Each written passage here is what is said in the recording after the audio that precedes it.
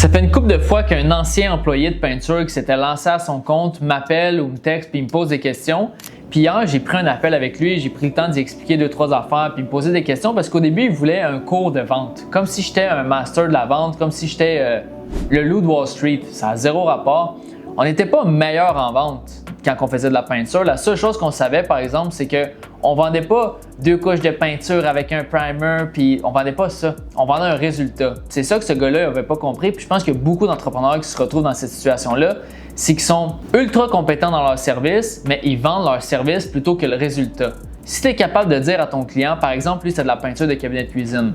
Si tu es capable de dire à ton client que sa cuisine elle va passer de brun, bois, pas super beau, à blanc, moderne, il va être beaucoup plus intéressé que si tu lui dis on va retirer vos portes, on va les apporter à l'atelier, on va les sabler, on va les primer, on va les sabler, on va les peinturer. Il s'en fout, le client. Tout ce qu'il veut, c'est un résultat. Puis j'ai fait l'analogie, c'est comme quand tu vas t'acheter une auto.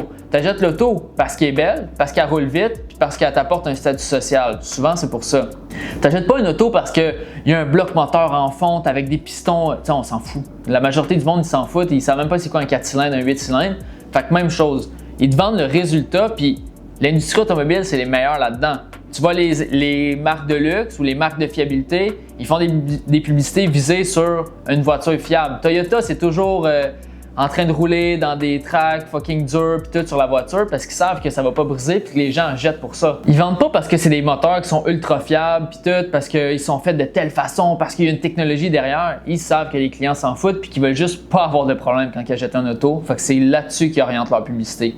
Fait que c'est la même chose. Quand tu vends à ton client, vends-y pas la façon de faire, mais vends-y le résultat final. La motivation derrière ton client, c'est le résultat final, c'est pas le pendant. Fait que si tu veux vendre plus, pense au résultat, pense à la réelle motivation de ton client, puis tu devrais vendre plus.